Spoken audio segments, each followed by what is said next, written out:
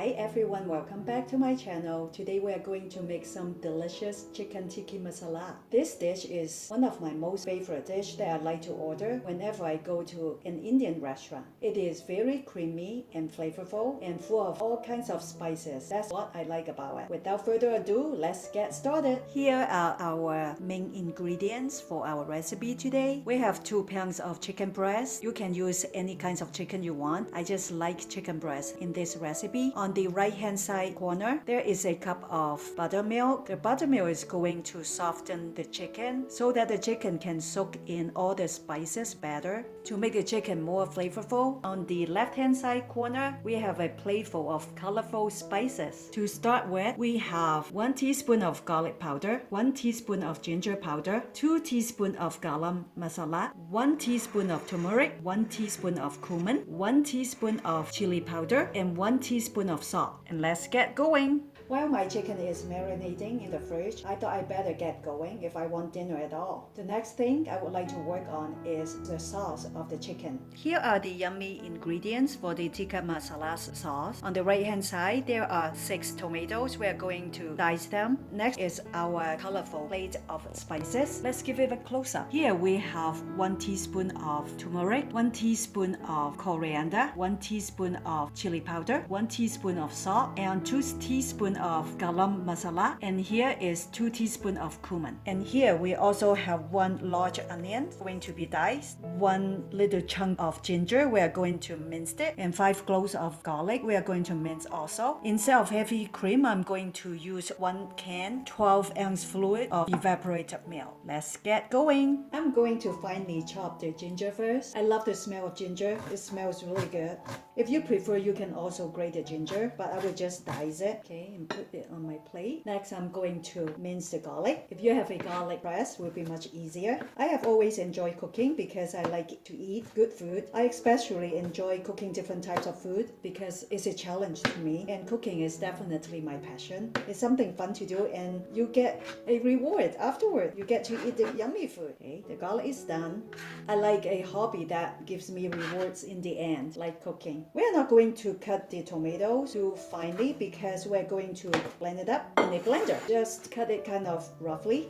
We're not going to waste time to do a thorough job here. The next thing to cut is our onion. Just like the tomato, we are not going to cut the onion very fine. We are going to cut it roughly because we're going to blend up the onion and tomato in the blender later.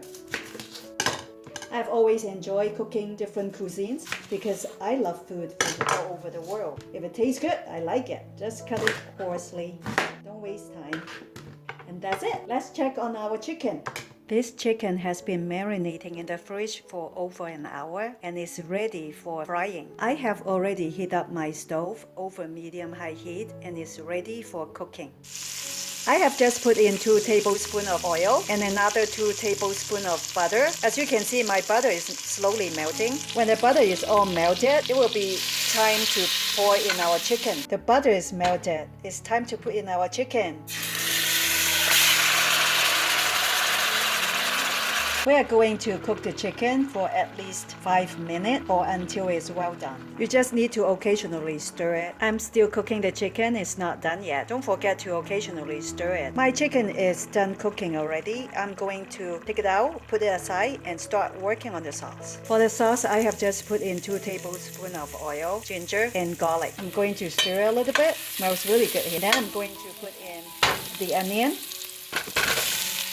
and then the tomato.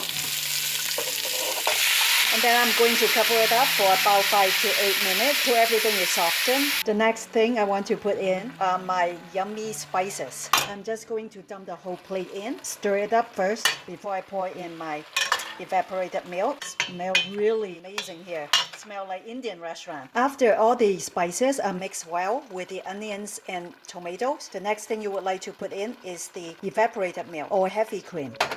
And I'm going to cover it up and simmer for about 8 minutes. Finally, my tikka masala sauce comes to a boil. I'm going to put the onion and tomato in my blender and blend everything up so there's no chunks of tomatoes or onions in my sauce. I need to divide up 2 batches for me to blend up the sauce. Don't be too ambitious. If you cannot fit everything in your blender the first time, just separate it and do it twice. Safety is important because the sauce is very hot. Ready for blending. Look how rich the sauce look after blending. What you want to do is you just pour the blended sauce back into your pot, and then you would like to add back the chicken that you put aside in with the sauce. Simmer it for 15 minutes, then you will be done. You need to occasionally stir it so it won't get burned on the bottom. My home smells so good right now. It smells like an Indian restaurant. It's time for a taste test. This is so good, so spicy and flavorful, so creamy, and the chicken is so soft and juicy, not tough at all. If you like this recipe, please like, comment, and subscribe to my channel. If you have any questions regarding this recipe, please check the description box below. Until then, we will see you next time. Thank you.